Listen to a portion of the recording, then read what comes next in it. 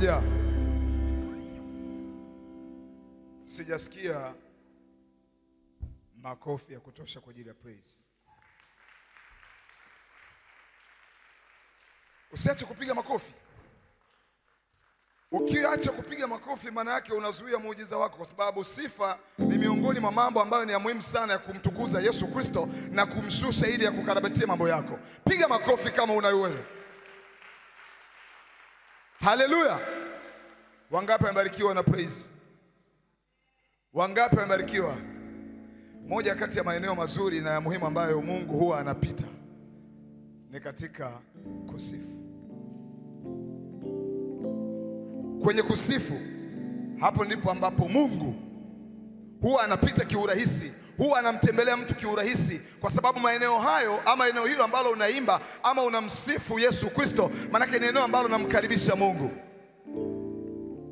Sasa kabla tujaendelea,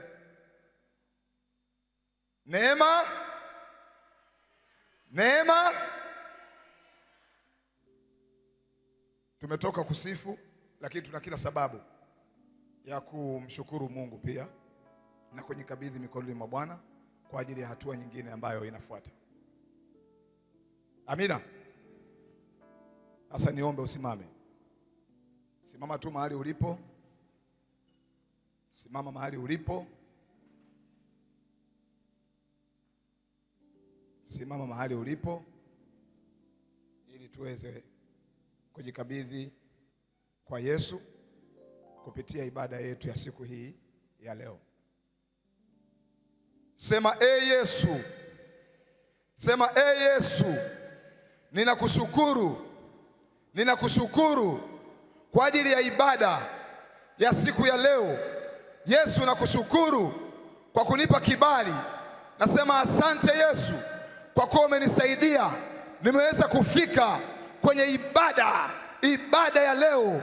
Bwana Yesu, ninakuomba mtumishi wako Prophet Jackson Ibrahimu anapopanda madhabahuni, ninakuomba Yesu usiniache. Sema Yesu, najiungamanisha na neema ya madhabahu, najiungamanisha na nguvu za madhabahu.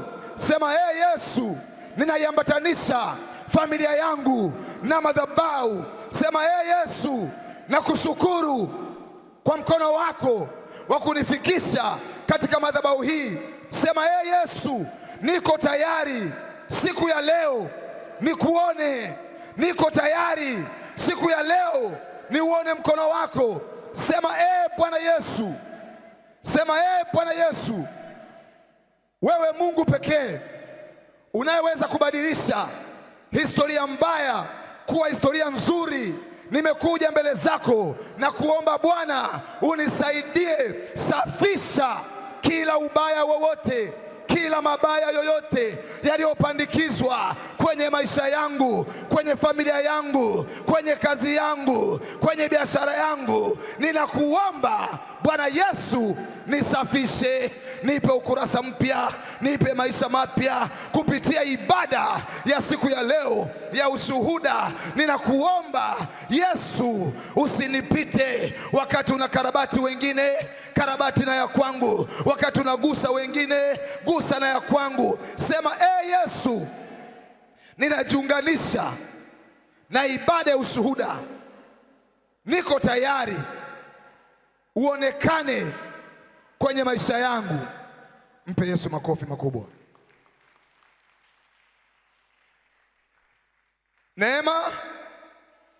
Neema.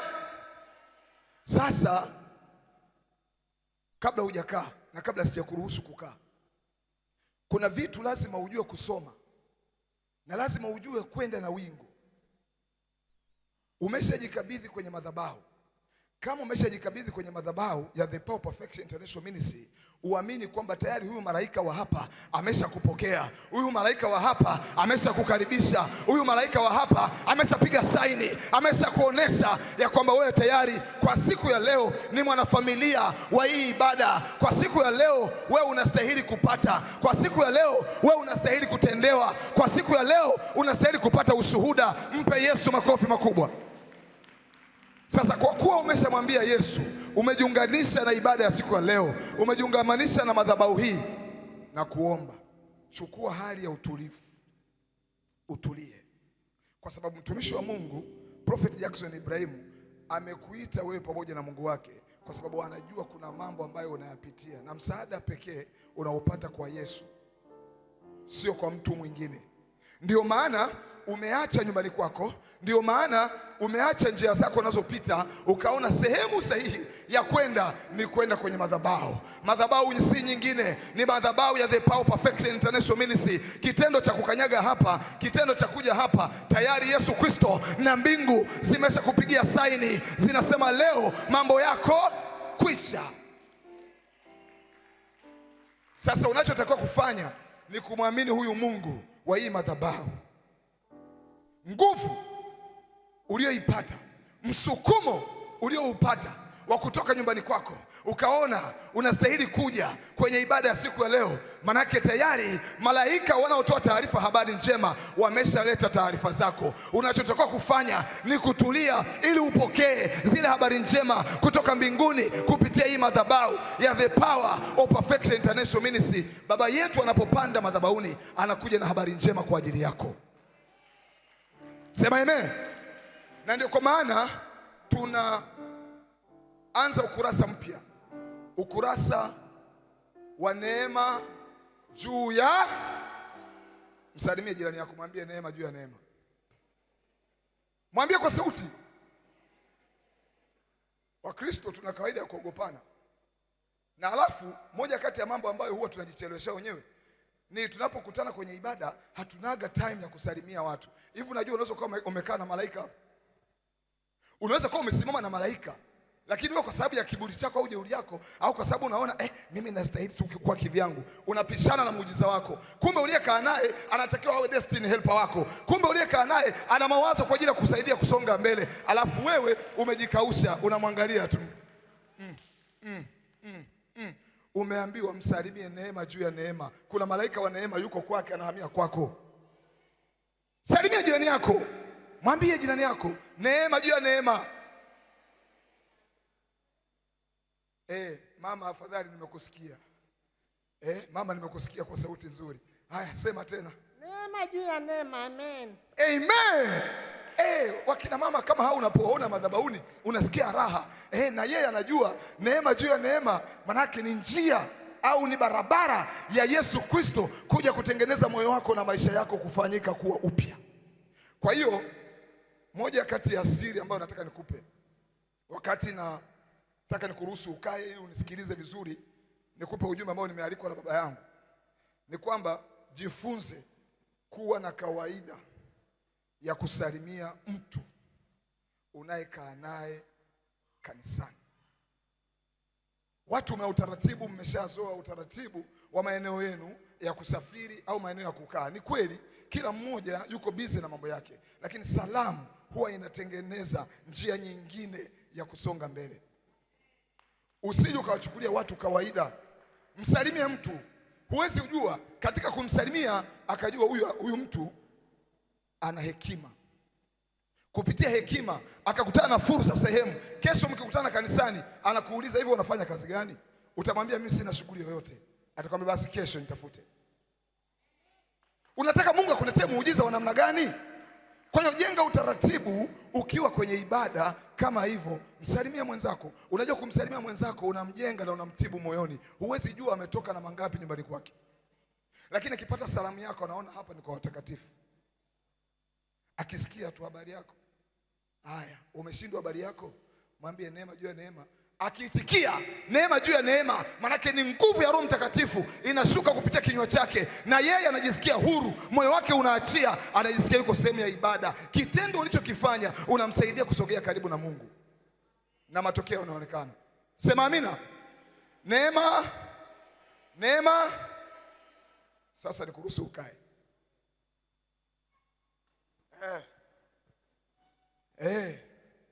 Mamangu, neema, neema, Neema. Amina. Neema juu ya neema. Yesu akupe maisha marefu. Unapokutana na wamama wenye furaha kama hivi, unasema asante Yesu. Na madhabahu inataka watu ambao wamejiweka tayari kwa ajili ya kupokea kitu kikubwa ambacho Mungu amekiandaa. Hayupo mtu ambaye amekuja kwenye ibada ya siku ya leo kwamba atoke na habari mbaya. Yupo hapa? Yupo ambaye anataka tu habari mbaya hapa? Maanake kila mtu ametoka nyumbani kwake, amekuja anatafuta habari njema kwenye maeneo yake, si ndio? Sasa una neema sana wewe, na hii wiki ni wiki ya kuendelea na neema. Bwana Yesu aendelee kukuvuvia neema juu ya neema kwenye maisha yako, na usipungukiwe hata kidogo. Mungu azidi kusema na wewe kwenye maisha yako. Lengo kubwa la ibada ya siku ya leo ni ibada kamili ya kukiri nguvu za Mungu kwenye maisha yetu. Baba yetu alitangaza na akawaandaa watu, lakini pia ambao mlikuwa mnafuatilia media Eden TV ambayo inapatikana kupitia kingamuzi cha Azam Dish Other Channel namba 028. Hii ibada imezungumziwa sana. Kwa nini hii ibada imezungumziwa? Hii ibada imezungumziwa kwa sababu imebeba maisha ya watu. Hii ibada imezungumziwa sana kwa sababu imebeba mafanikio ya watu. Hii ibada imezungumziwa kwa sababu imebeba uzao wa watu. Hii ibada imezungumziwa sana kwa sababu imebeba uhai wa mtu. Kwa sababu kuwa hai, huo ni ushuhuda, si ndio? Kitendo cha kuwa hai na kufika hapa, huo ni ushuhuda. Na wewe tayari ni shujaa ndani ya Yesu Kristo, ambaye Yesu amekusaidia kuvuviwa neema ya nguvu kubwa na kukanyaga kwenye madhabahu hii. Ukikanyaga kwenye madhabahu hii, ukiona umevuka tu zile ngazi 1, 2, 3, 4 mpaka 12, ukapanda mpaka kwenye ile lango, jua malaika wameshaskani kila kitu na uko salama. Unapokanyaga kwenye madhabahu hii, unapofika kwenye kiti chako cha muujiza, unakutana na baraka zako ambazo zilikuwa zinakusubiri kwa takriban wiki nzima. Yule malaika anayezuia zile baraka za watu alishapigwa panga.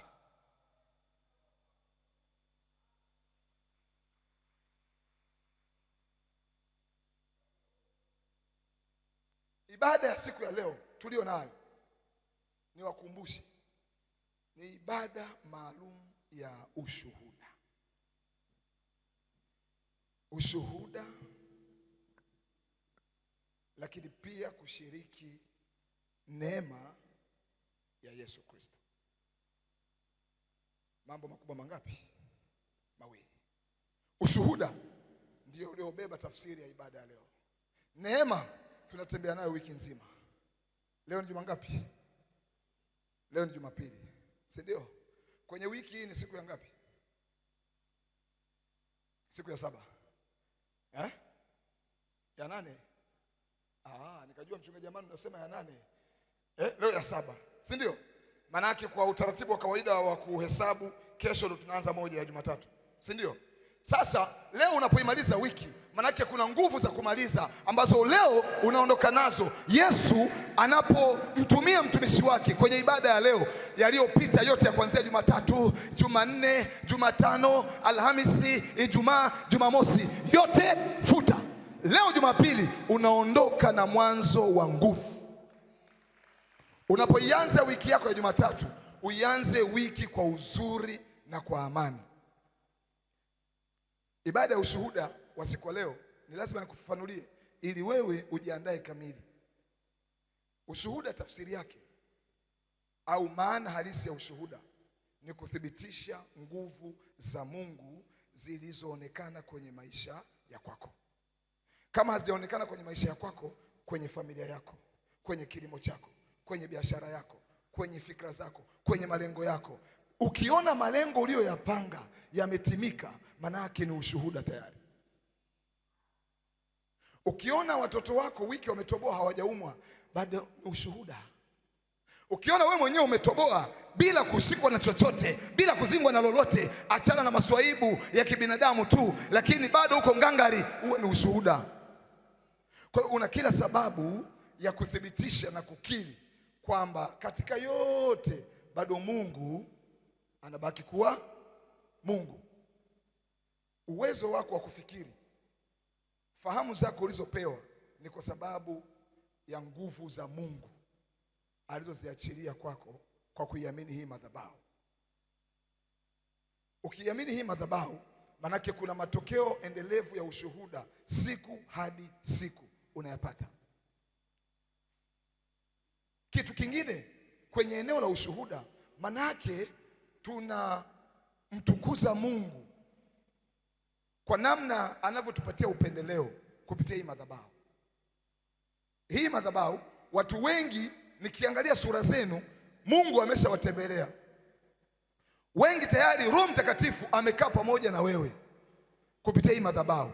Malaika wanaohusika kutoa habari njema katika kipindi cha mwezi wa 6 tunaoumaliza wako pembeni yako, wanasubiri namna ambavyo utakavyoamua wewe kuamua kunyanyuka na kusema unasimama na hii madhabahu. Maanake ukisimama na hii madhabahu, Mungu wa madhabahu ya The Power Perfection International Ministry na wale malaika ambao wamepewa kazi kufanya na baba yetu Prophet Jackson Ibrahim, mahali hapa panafanyika kuwa mahali pazuri.